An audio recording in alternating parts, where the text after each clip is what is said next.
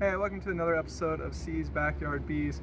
We're we are preparing our three hives for fall and winter. We just took our supers off, so what we did was condense the hive. They had all this extra room for that heat to be in it, and then when we took off those 1 to 3 supers, we made their hive smaller so that heat is more compacted. So the weather here is still in the high 80s, low 90s. So what we want to do is we're going to give them an attic. We're going to give them an attic by just placing an empty super over the inner cover. So this is going to make sure some hot air can be trapped up here, gives them a little less work to do in order to keep their hive cool. The other thing that we're going to do is put a smaller box under the inner cover because this is what we are going to use in order to treat them for mites for the fall. So just a simple little step. It's really going to help your bees stay a little cooler, and then it's also giving us a way to treat them and then to eventually feed them as we go into these dearth months. All right, so come join me. Let's do that real quick.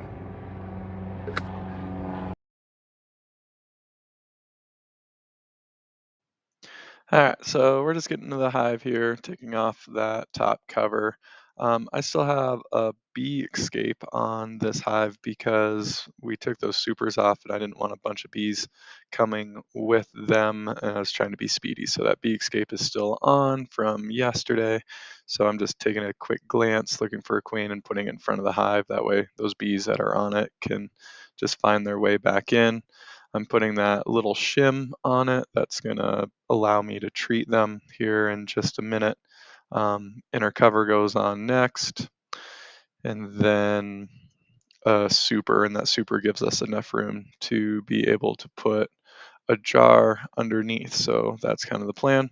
And then we will just finish that off with putting the lid on it, and then we'll come back tomorrow to check for queen health, treat, and feed. All right, so we're gonna jump in. We're gonna check for queen health and just overall health in general, and then we're gonna feed them, and we're also going to treat them. So what we were looking for is just to see brood, see if we have the queen alive. We are not necessarily looking for the queen at this point in time. We're just looking for evidence of the queen. Um, just because we are getting near winter, at this point, if we accidentally killed the queen or rolled the queen in some way, that would be kind of it for this hive because they wouldn't have enough time to make a new queen before winter came. Or if they did make a new queen, they wouldn't be able to mate and be a functioning queen as we are now in September. So we're also just kind of checking for weight too, how much stores of honey do they have. And that's looking like an awesome frame as a honey store frame. This is the second time I've done a check lately where I didn't bring out my nuke to put boxes or put frames in as I go through. So again, we're still moving slowly. Definitely don't want to squish your queen at this point. And that is just an extremely heavy frame. It tells you that it's mainly all honey, which again is what you want on your outside frames going into winter. The more honey that they have, the better off they are. So again, we have a pretty heavy frame.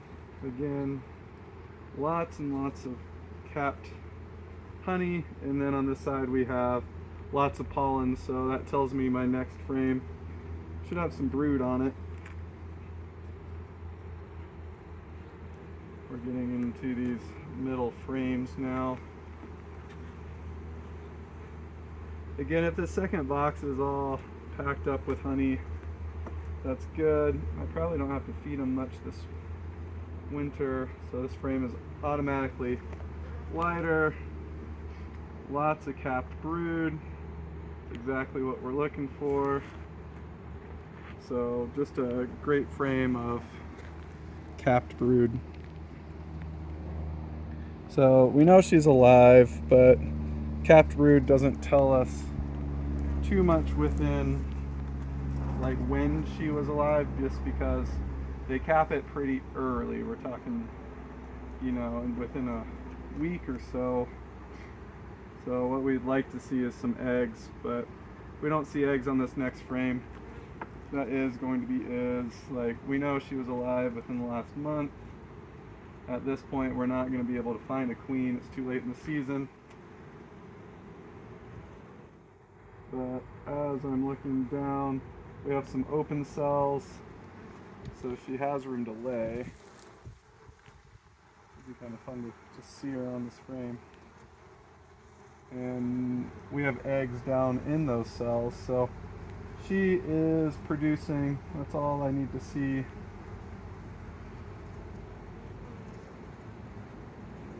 I was just looking for her real quick. I don't see eggs on this side yet.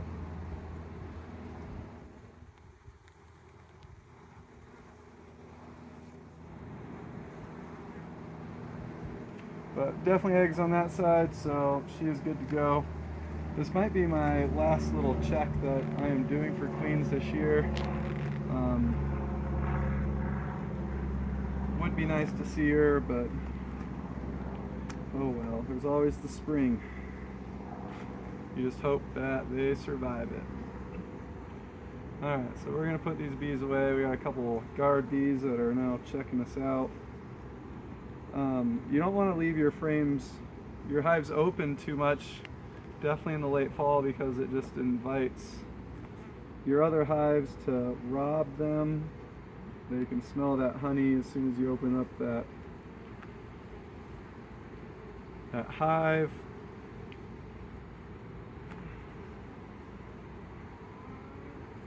We really want an efficient process going on without making a poor mistake like dropping a frame.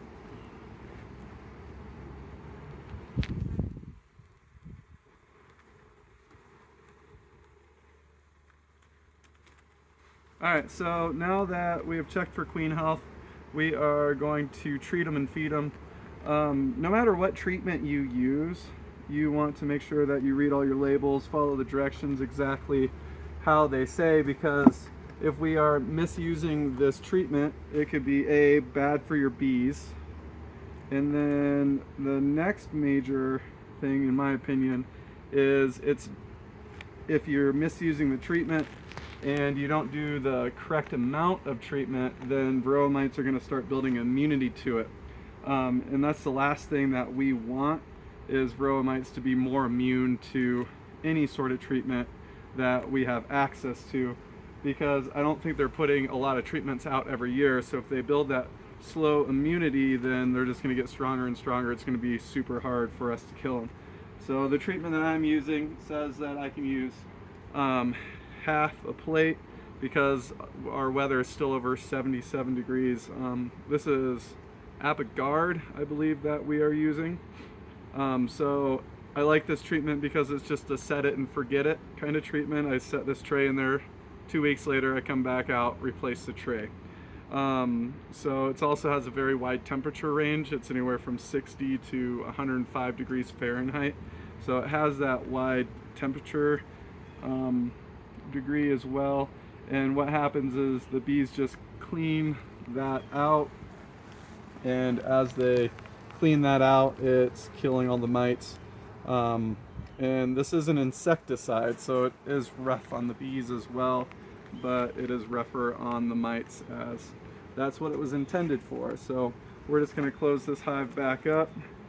I'm going to make sure that when I feed them, my treatment isn't right underneath, because that's the last thing I want, is it to wash all the way. So I'm still using my attic. They got lots of food, but I'm going to start feeding them because I want them to keep that food through winter, to have during winter. So just a simple 2-to-1 syrup. We use 2-to-1 syrup in the fall because we want it as thick as possible, so they don't have to do that work to break it all down. And just like that, we are going to be done with this hive. I'm going to come back in 2 weeks to trade out that treatment. Thanks for beekeeping with me, and I will see you next time.